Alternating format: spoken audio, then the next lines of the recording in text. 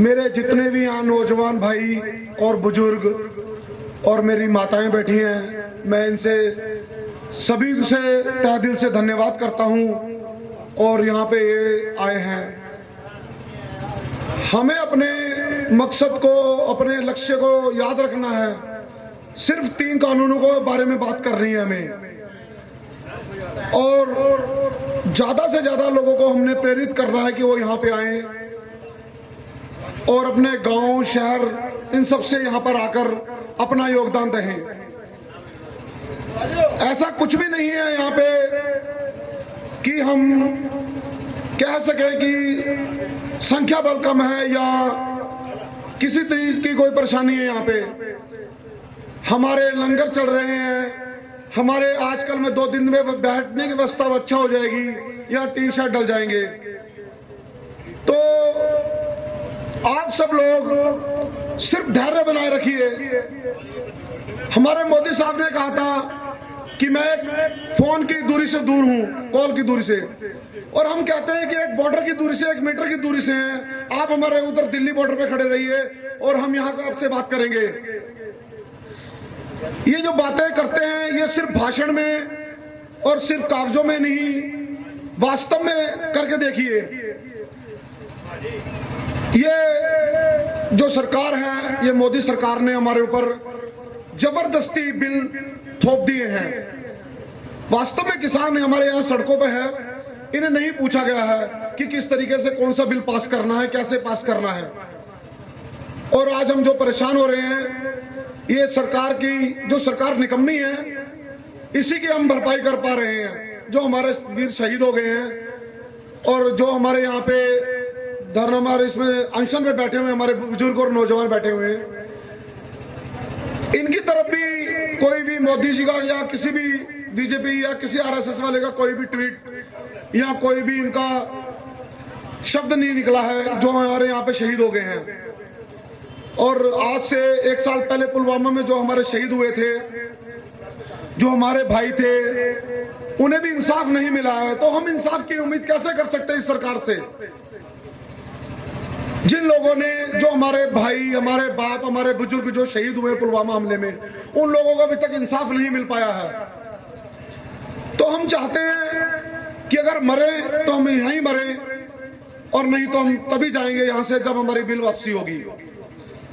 Bill वापसी होगी तो घर वापसी होगी।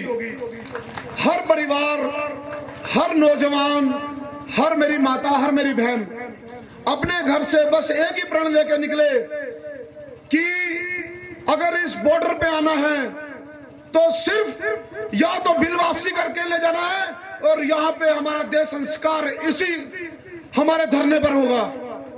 मैं अपने पीछे परिवार को कह के आया हूं कि अगर मैं मर जाऊंगा तो गम मत करना, कि हो सकता है कि मेरे जाते हुए एक्सीडेंट हो जाए मेरा, मैं मर जाऊं तो उसका कोई मूल्य नहीं पड़ेगा।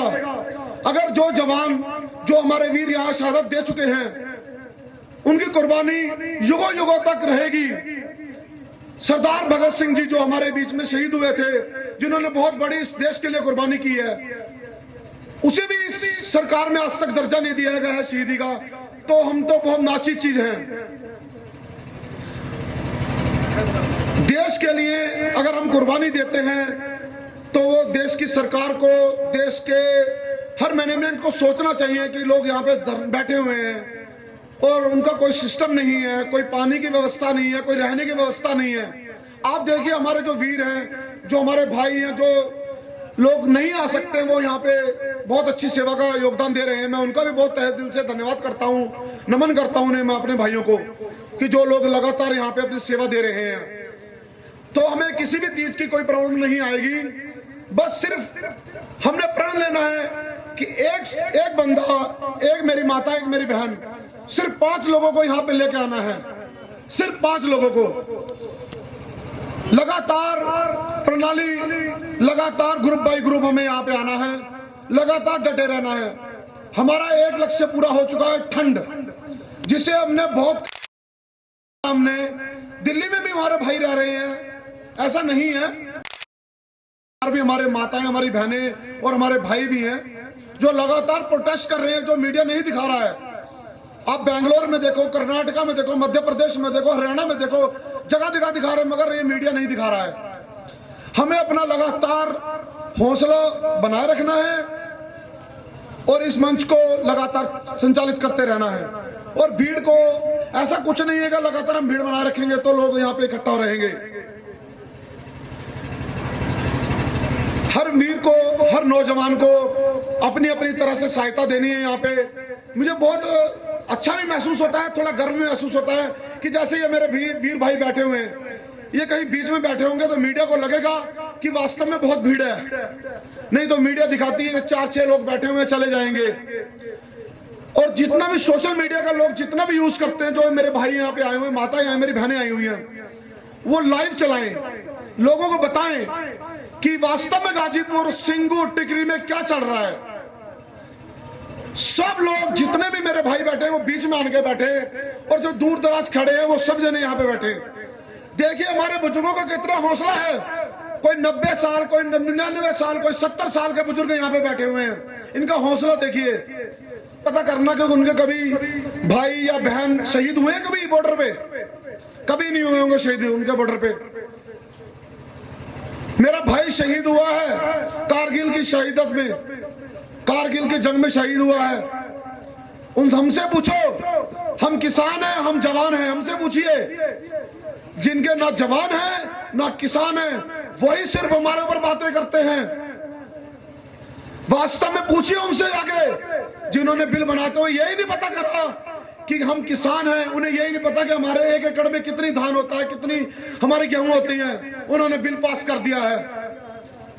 क्यों नहीं हमारे बैठते हमारे आगुओं के साथ में, क्यों नहीं निपट पा रहा है? क्योंकि उन्हें पता कि हमने बिल तो बना दिया है मगर हम वापस तो लेंगे नहीं। मगर उन्हें यह पता कि अगर वो एसीओ में बैठे हैं तो हम यहाँ धूप में बैठे हैं, अगर वो बिल वापस नहीं करेंगे तो हम घर वापसी नहीं करेंगे। ये हमें पता है। हमने अपने मन में प्रण कर लिया है कि हमारी लाशें जाएंगी यहाँ से या हमारा बिल वापसी होके जाएगा।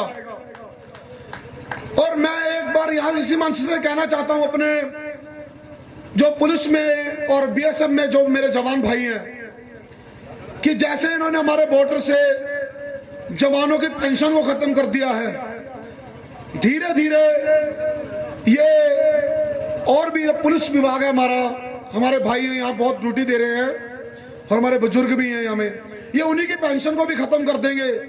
आज तो हम वो हमारे साथ नहीं खड़े हैं, कल को कहीं वो खड़े होंगे तो शायद हम उनके साथ जरूर खड़े रहेंगे। वो मेरी बात जरूर सुने। यहाँ से इस मंच से मैं फिर दोबारा कहना चाहता हूं कि पुलिस के जवान जिस दिन इनके ऊपर कोई आंच आएगी तो ये जवान, ये किसान खड़ा मिलेगा। मगर आज पुलिस नहीं खड़ी है हमारे साथ प्रशासन को कंधे के साथ कंधा मिला के खड़े होना चाहिए। अगर हम जिंदा हैं तो हमारा लोकतंत्र बचा रहेगा। आज हमारे माननीय प्राइम मिनिस्टर श्री नरेंद्र मोदी जी ने हमारे कानून की धज्जियों को उड़ा के रख दिया है। उन्होंने तार तार कर दिया हमारे कानून के धज्जियों को। मैं कहता हूं कि किस तहत के तहत नोटिस भेजे जा रहे हैं लोगों को, किस जुल्म में बंद करा जा रहा है। क्या हमारा कोई संविधान नहीं है जिसे भीमराव अंबेडकर जी ने संविधान को बनाया था? पहले आप ही लोग इस संविधान की दोहियां देते थे जब सरकार दूसरी थी, और आज उसी संविधान का दुरुपयोग कर रहे हो। उसी संविधान को आपने तार तार कर दिया है। तो मैं चाहता हूं आज अगर हमारी लंबी लड़ाई चलेगी ये, तो हो सकता है कि हमें संविधान कहीं ना कहीं हमें हमारा मान सम्मान, हम इसी शांति तरीके से अगर प्रदर्शन करते रहेंगे तो बहुत लंबा समय है हमारे पास। 2, 4, 6 महीने, 8 महीने, 10 महीने तक हम इसी तरह डटे रहेंगे। जिस दिन हम पहले दिन यहाँ पे आए थे तो सिर्फ हमारे पास ये 4 बैरिकेड्स थे, ये 4 बैरिकेड्स थे जो लगाकर हमारे बुजुर्ग नीचे सोए थे और ऊपर पल्लियां बिछाई गई थी। और आज तो हमारे पास बहुत बड़ा मंच है और सोने के लिए बहुत बड़ी व्यवस्था है, खाने के लिए बहुत बड़े लंगर लगे हुए हैं। खाना, रहना और सोने की व्यवस्था इस अपने बेटे पे छोड़िए, सिर्फ आप यहाँ डटे रहिए। किसी भी तरीके की कोई परेशानी, कोई दिक्कत आती है, हमारी कमेटी है, किसी भी तरीके की, डॉक्टर हैं यहाँ पे, हर चीज की व्यवस्था है। सिर्फ हमने अपने 3 कानून, काले कानूनों को वापस करा के जाना है यहाँ से, तभी उठना है।